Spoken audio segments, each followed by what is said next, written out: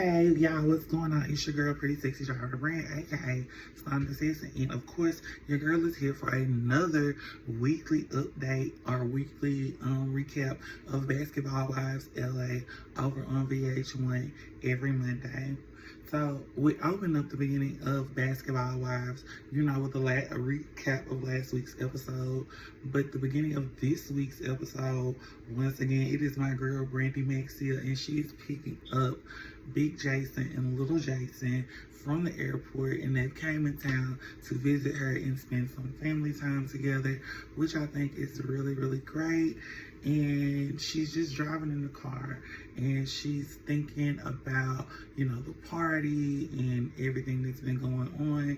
But she says she's gonna let that go because her family is in town and she wants to spend some quality time with them, in which they have a very adorable family moment. Her getting out of the car, pulling up to the airport, baby Jason trying to hurry up and put his suitcase in the car. Big Jason walking to the car, he like, oh, it's okay, it's good, we out here. And, them just getting in the car, taking a ride, laughing and talking. And, Miss Brandy asking her baby, is he happy to see mommy? Is he happy to be out in LA? And, of course, he's young, so he gave the young child answer to yes, no, mom, and reasons why. And then we go to our next scene, which is Miss Jennifer Williams and her fiance, and they are getting ready to do their YouTube channel that they have decided to do together as a couple, to have discussion about relationships and about marriage and just love and life and things you can learn as partners from one another. And it's very nice. They're in their robes, they got their snacks like their grapes and their wine, and they are just having an open conversation, what are some deal breakers in a relationship. Is cheating a deal breaker? Not being able to be financially within a means to provide, is that a no-go? And pretty much what we all discuss in our day-to-day relationships, maybe not on a camera, but with our partners, with our friends. And very interesting enough, Miss Jennifer said, baby, she don't do broke. She can't do broke. That is one of her no. She just can't do you not being able to provide. And I know a lot of people probably gonna give her slack for that, but I think when people say provide, it's not necessarily always in the monetary meaning of oh, I need cash, I need money. I think a lot of people of today's standards in society, are just because so much of the internet is said that's what every woman is looking for, that has become the go-to or the attack on women in this subject matter. So like I was saying, it is very important that they are doing this, and it kind of lets them see one another and understand why they may feel what they are feeling. So then we are going to go into the next scene, which is going to be Jaceel, Evelyn, Brooke, and Jennifer Williams meeting up, Miss Jennifer meeting up for a wine tasting class. And it's been a moment since the ladies have seen each other, since the event at Brandy's home, which was the cooking event. And so, like I said, they're all in this wine tasting class, and they're just tasting the wines and giving their reviews on it. They're writing it down on notepads. And then we start talking about Miss Brandy's event, and everyone's talking about how the information was received about Jackie's past and about Brandy's actions, such as why is she just, pushing for Jackie to be around, knowing the relationship that Jackie has with the group, and especially the relationship that Brooke and Jackie are kind of in, which is a non-verbal relationship, because they're not speaking on camera at this moment yet. They've not showed that. So it's kind of like everybody's questioning Brandy's motives, and they're kind of wonder like, what is Brandy up to? And I just think Brandy's honestly just being like I said, a piece of a puzzle that's trying to connect pieces back together, and it's not probably just working out well in the 4-round table of the group. It's not just working out. And also, they were talking about Cheyenne's reaction, which is Jackie's friend, about her reaction to the information coming out of the table, and her not wanting to be involved or like see or know what was going on. And honestly, that's why I said Cheyenne's like a real friend, because guess what? Real friends do not engage in BS. If someone's talking about you and somebody who you don't mess with or don't know that well is like trying to give out information about you, I'm not finna receive that. I don't want to know that. I don't need to know what you know. That's not for me. So that's why I say Cheyenne is a real one, but she's kind of being in questions. And then some comments are being made about, her personality. And it's just like, oh my gosh, y'all, this is like y'all would third time hanging out with her. Can we just wait to give her a try some more in the group? But also back to the questioning of Brandy and her motives, and how Brooke is feeling, because Brooke is also being very vulnerable and sharing that, Miss Brandy was there when all of this was going on between her and Jackie, and about this situation between her and the rest of the ladies. And I think back to like maybe 2 to 3 seasons ago, and I think it's just very interesting how the dynamics of the ladies have changed, and like how the pieces are moving once again on the puzzle board.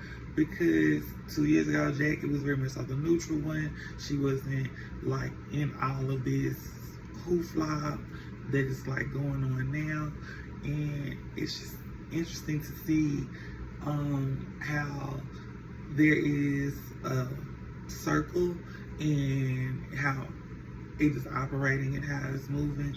But like I always say, hopefully the dynamics do change and will change as we watch throughout this season. But you guys, if you watch Basketball Wives, let me know what y'all think in the comments. Like, write what y'all think about the opening scenes and opening moments and the discussion that the ladies were having before Miss Brandy arrived. I mean, well, before they even see Miss Brandy again, not arrive, Jesus, before they even see Miss Brandy again about her event. Like, what do y'all think? Write down in the comment section. Let's compare trade notes, y'all, and see. So as we get into our next scene, after all the ladies have met up, we are now getting to see Miss Brandy Maxfield spend some quality time with her family. They are going to like a paint destruction class, like you get to destroy and make your own art, and I think it is very fun. And you see her and little Jason and big Jason spending time together, and it, like I said, looks very fun, looks very exciting. Miss Brandy is just, you can tell she's happy to be around her family, around her baby, and just to do this, to bring together some joy. And then she said her son loves art, so I definitely think this is like a good thing for them to experience together, because it shows that, she's pushing in what he enjoys doing, and she believes that, hey, anything that's positive for my baby is good for my baby. And I like that, because a lot of people don't show or like don't tell their kids that. So the fact that she's showing her son, and publicly like letting him know that she supports him and whatever he decides to do is a kudos, just like her mom. And then after they finish their design of their art, little Jason goes off, goes to paint, create his own art. And Miss Brandy sits down with Big Jason, and she has a very open discussion. So if you do not know, Miss Brandy McSeal was on Ayana Fix My Life. That was on and she went on there with her husband, Big Jason, and they talked about their marital things and issues and situations as couples. And she was very honest in this episode, saying that, they did not sleep in the same room for some time. They did not catch the same flights with each other at the same time.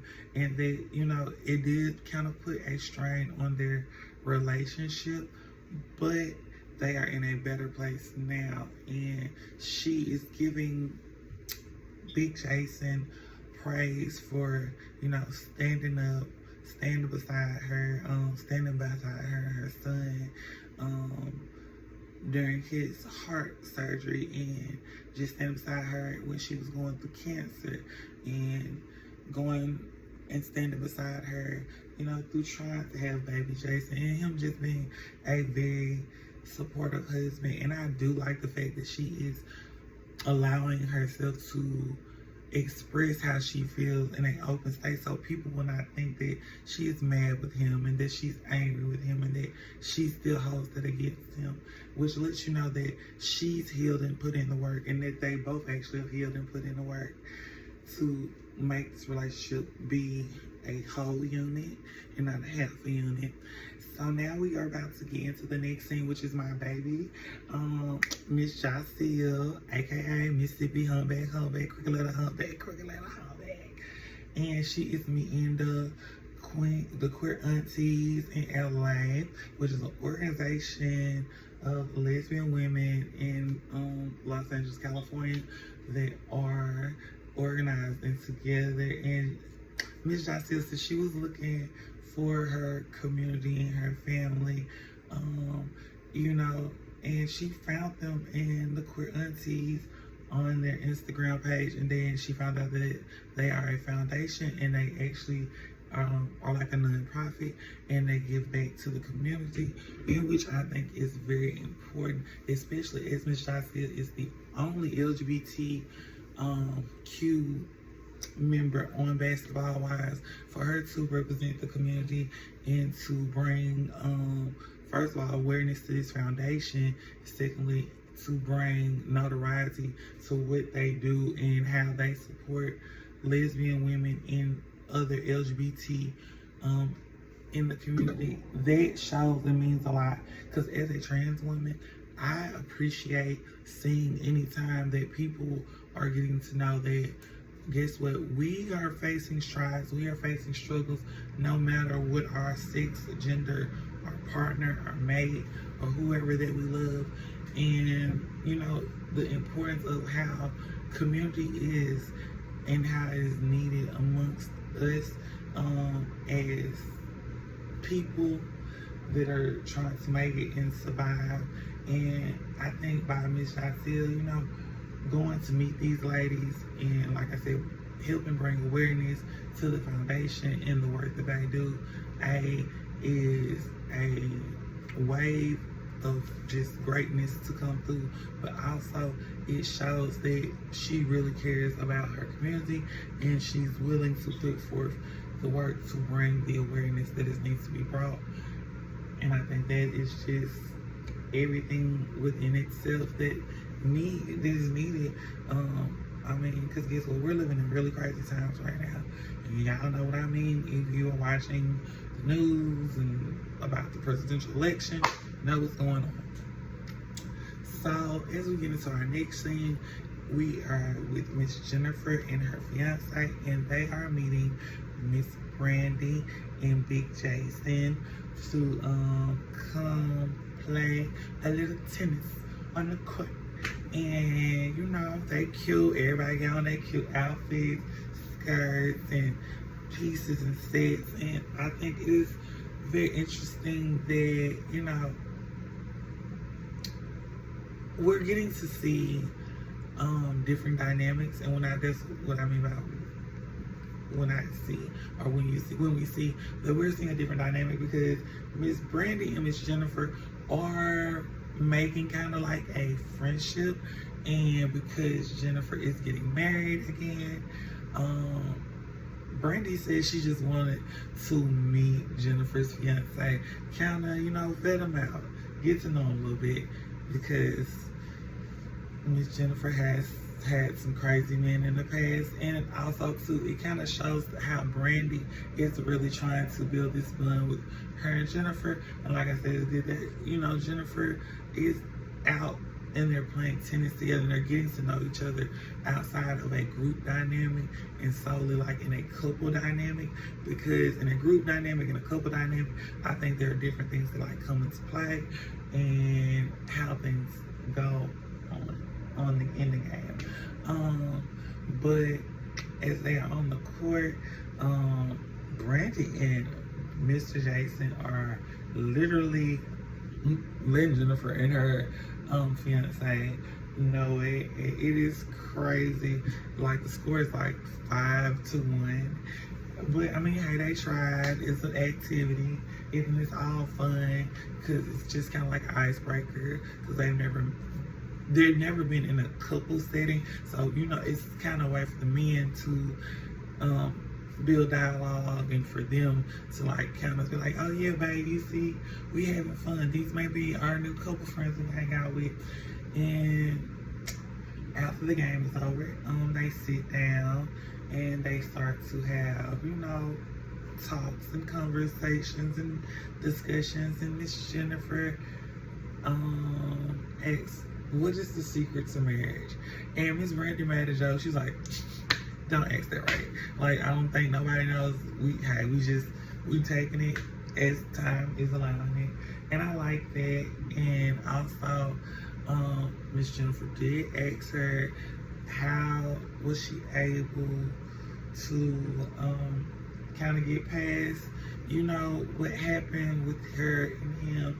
And she said she did therapy and counseling, and she's in a different space now.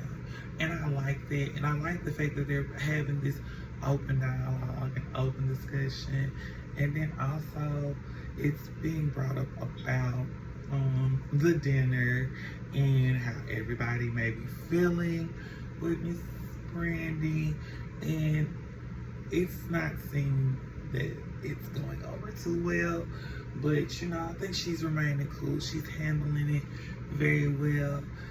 I just don't understand why Brandy is now being made the villain, because she is doing what is best, like I said before, what she thinks is best for the group, which is still having Miss Jackie around, still allowing Jackie to say her piece and give her piece within the circle. But when everything is kind of all around and moving, I know it's hard to figure out where can I pinpoint this for this to connect with this so we can do this to become a better unit. Yeah, so as we get into our next scene, we are with Miss Evelyn going over to Brooks' brother's house, in which she explains in the show that her son and Brooks' brother's son are friends and they go to the same school, and she likes hanging out with them, likes talking to them and coming over and letting them have like play dates and hang out. So that was really cool. And then Brooke comes over and they are about to have dinner, and everything looks good, I'm not gonna lie. And also Brooke brings her baby, which is her dog. And her dog is at her brother's house, my bad. She bring her dog. Her brother was watching her dog for her, and she's coming to get her. But they are sitting down at the table, and Brooke's brother is no filter, no chaser. He was like, so what can we do about the baby? What's going on with the baby? Like, he wants to know about Miss Brooks' possible granddaughter. And Miss Brooke is like, her son's not really giving her answers. and she doesn't really want to rush into something she's not really sure about, which is why she's letting Miss Evelyn like do the digging and investigating into information to see before they just approach. And once again, we get to see another side of Miss Brooke, where she is being very vulnerable and she is sharing about being a mother and raising her son, and hearing that her son has been dealing with mental health for a long time, and how it is for her to raise a child that has mental health and issues, and him also now being a parent, and the relationship, and how he's just like her twin, and she's being the best parent and doing what she can. And then also Evelyn even speaks to how she know Brooke's just like a good mom and she loves her kids. And Brooke tells people, Brooke says it's not easy raising a child with mental health issues and people don't understand. And I 100% can believe that to be true, because you know, everybody may not have the patience like you may have for your child, and everyone is not going to take out the time like you are for your child. So, you know, it was a very real, raw, and sincere, like all of Brooke's moments have been thus far this season. Just her being open, her sharing about her life, her sharing about her emotions. And so, y'all, now we're going to get into the next scene, which is Jennifer and her fiance,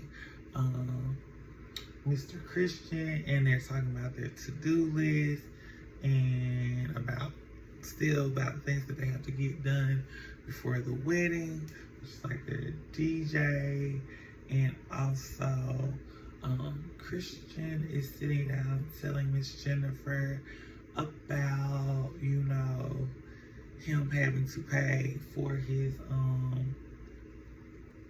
probational issues that she spoke about before last season, but he had a case against him, in which Miss Jennifer said she was already aware of, but he has to be paid it off or to make sure that case is closed before, you know, they fly out of the country to get married and say I do. And he had already explained, like I said last season, about what happened and about how, you know, this situation occurred, about how he's working his way through it and out of it.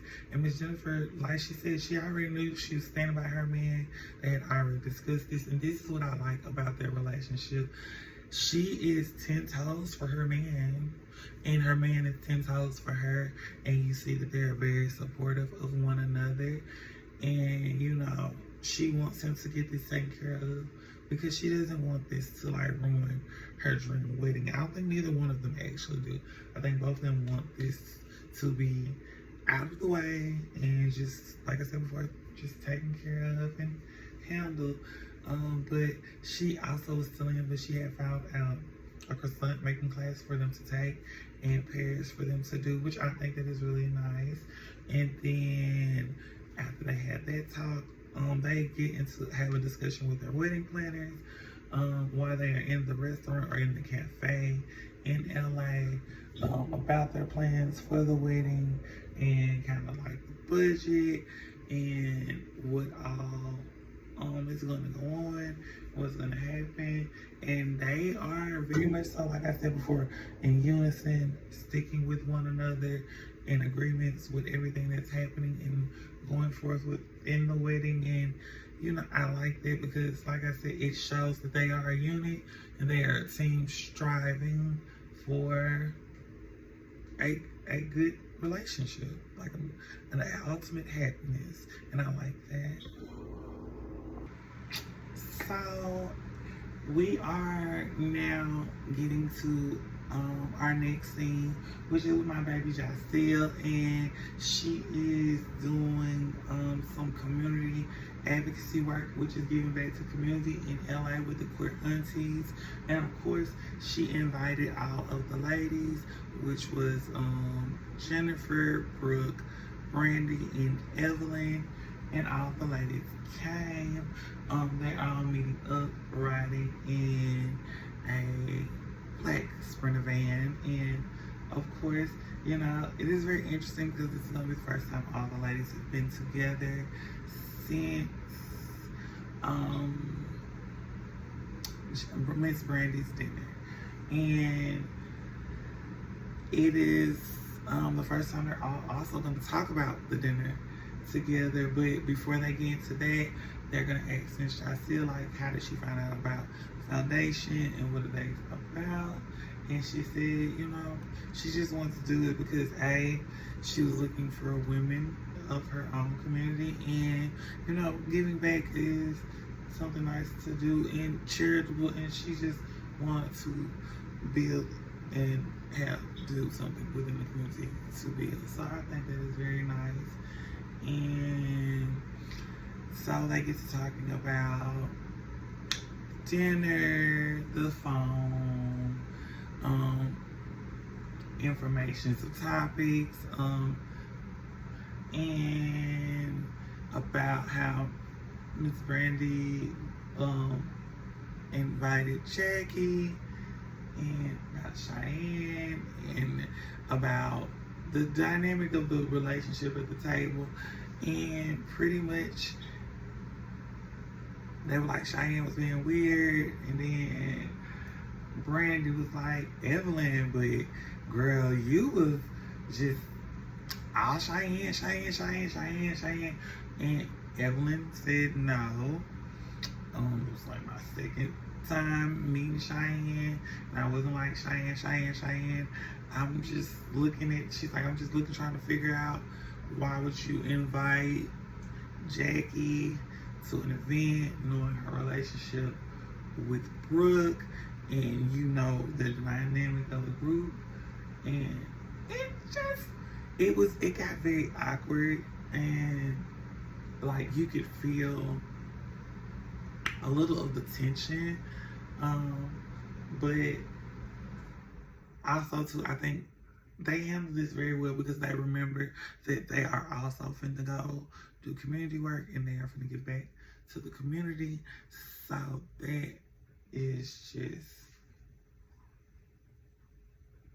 probably why they did not just have like a big blow up right then and there. But I could tell that things on the bus had got tense, and even in Miss Brandy's interview, she kind of made like a little comment or like a little joke, and it was fun shade. But after that, the ladies actually arrive to where they're going to be making food, prepping food for the homeless, and not only the homeless. The Angel Foundation has actually been around since the 1980s, and they started helping out AIDS and HIV patients, which I did not know anything about the Angel Foundation that is in Los Angeles, California. So that's why I say you have to give kudos to Miss Jacelle, because she's bringing awareness to organizations that's been around since the 80s, and the kind of work that they do, and how they still make lunches for those that are living with HIV/AIDS, those that are having kidney failure, those that are dealing with any type of cancer, which goes to show that they are for everyone. And they basically make them lunches. They provide them like lunches. They provide 4 lunches in a bag, and they make them themselves, and they take them out. And they kind of give them like a quick little rundown, just like I gave y'all about it in the episode. So I definitely say, if you want to know some more information, definitely go look up the Angel organization in Los Angeles, California. And then we get into the kitchen, and the ladies are starting to make and prep the meals. And like I was saying before, on the bus, you could tell things were getting pretty tense between the ladies, and that comments are being made and shared, and so are thoughts and opinions, and it is just getting very heated, and a lot of questioning about Miss Brandy's Maxille and about her approach to how situations are playing out and how she's handling them. And y'all, I don't know. This episode, it's getting hot. It's getting hot. And we only 3 episodes in. Oh my gosh. It's just hot, y'all. It's getting real hot in the kitchen. Pun on pun. And so after the ladies make the lunches, now they're gonna write like their own personal notes to the people who they're gonna deliver their lunches to, and they're gonna actually go deliver it to those that do not live where the Angel Food Center is in Los Angeles. And I thought that was really nice.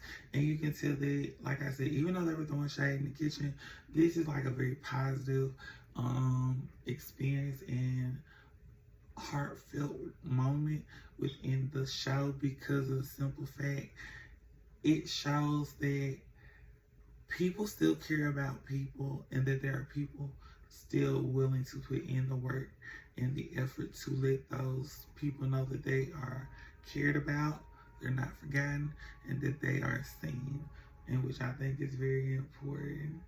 And shout out to my girl Jocelyn. Shout out to Mississippi. Shout out to my city, cause she did that. Period. But after they go drop off the dinners to the people, they are going to go meet up with the queer aunties that Jocelyn met. And, you know, she's going to thank one of the CEOs and co-founders, for letting her know about Angel's Food and about how she could be active in the community, and that, you know, they don't just get together, hang out, they really are in the field. And that was really nice and very just award-winning within itself. And so then the ladies, you know, to celebrate, they do like a Soul Train line, and they're dancing and having moments, and it's fun, it's lighthearted, as you can tell. And then we go to sit down, and it's just like things are finna get serious. They're finna get real. They're finna get really real. And conversations are finna get tense.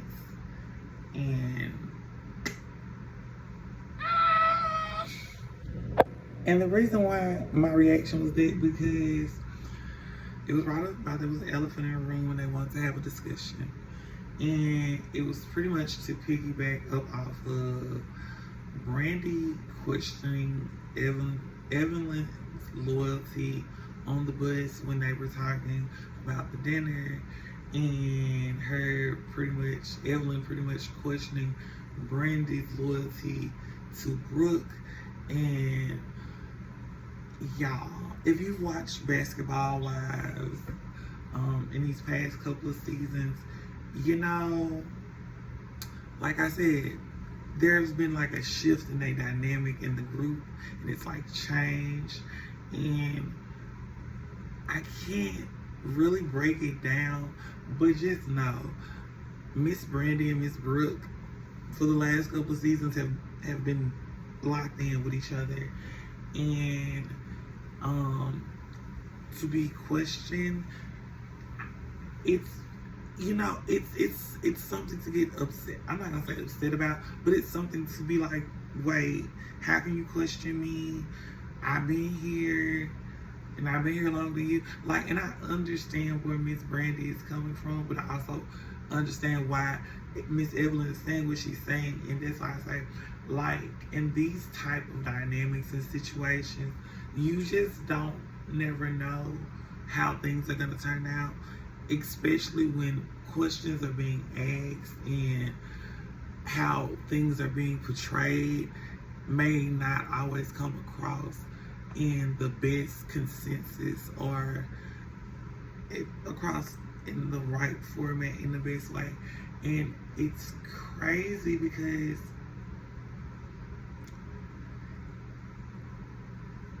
this conversation, this dialogue, it's getting to a point where it may even cause a bigger divide in the group. But as things are moving on, things are getting heated.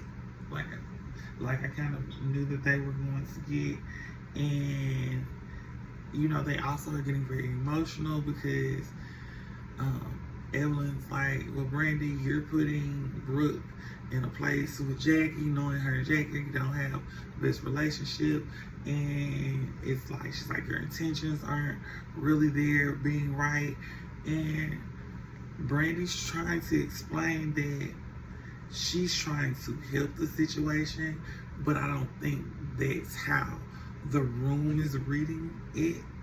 And I kind of figured that's what Brandy was doing. Like, she just wants to make sure Jackie is still included. Jackie's not kicked out. Jackie can still be amongst the ladies in this circle. And it's just the power. Okay. But I also felt like he was trying to be a mouthpiece for her. Like, where at your cooking class, you were like, well, I think she's trying to take responsibility and stuff like that. Okay, so that little snippet y'all just heard, that was Evelyn and Brandy. So, like I said, they're questioning Brandy and asking her, like, how can you forgive Jackie? How can you really trust Jackie? And Brandy's just like, look here, I'm hoping for the best. And she said, I've known Jackie over 10 years, and I've known Jackie to be a good person. And Brooke gets up and walks out. Of course, Jacelle goes check on her. Evelyn is still questioning Brandy and pretty much saying, how can you say Jackie's a good person? And basically, Evelyn was telling Brandy that she was the cause of this rift that was going on in the group, in the dynamic. And I don't think Miss Brandy Maxfield is to blame, because she's actually the one trying to fix it. Her and Miss Jacelle, and even Miss Jacelle had a real moment with Brandy, but I'm gonna jump a little bit ahead. So after the exchange between Brandy and Evelyn starts to get like a little back and forth, Brandy does get up and she does actually go and check on Brooke, because she's been saying she's been there, she knows everything that's been going on, and Brooke and Jacelle are just outside, and Jacelle is trying to console Miss Brooke, and Miss Brooke is getting very emotional because she says she does not like when her daughter is tied to negativity and to the drama. And I understand that, because guess what? Her daughter is not here. She has moved on, and the dynamic and however the situation is playing a major effect amongst the group, and which is why I still keep saying I believe her and Jackie need to talk one-on-one, and no one needs to be around for the conversation, and it needs to be an open, heart-to-heart, sincere conversation. But like I was saying, they were outside talking, and Miss Brandy Maxfield comes outside, and she comes up to Brooke, and you can literally see Brooke is crying with her shades on, and Brandy's eyes are watering because she's been there with her through all of this, and you can just tell it's a lot emotionally for everyone, because they know what Brooke is going through and is still dealing with, and it's just a lot, and they're trying to be there emotionally. And her car comes and she leaves, and Miss Brandy Maxfield goes back in, and she just tells Evelyn, like, no, like, the problem is that you are intervening into our relationship. And Evelyn's like, no, it's because of what you're doing, it's because of what you did. And even Jacelle stated to Miss Brandy that she's not going to bring Jackie around Brooke, because she knows when she brings up Jackie's name, she can see like the hurt in her eyes. And she made a good statement about like loyalty and how you don't have to, I guess, associate with a person to be loyal to a person. I'm gonna have to rewatch the episode, but I know it was a very good point that Miss Johnson was stating.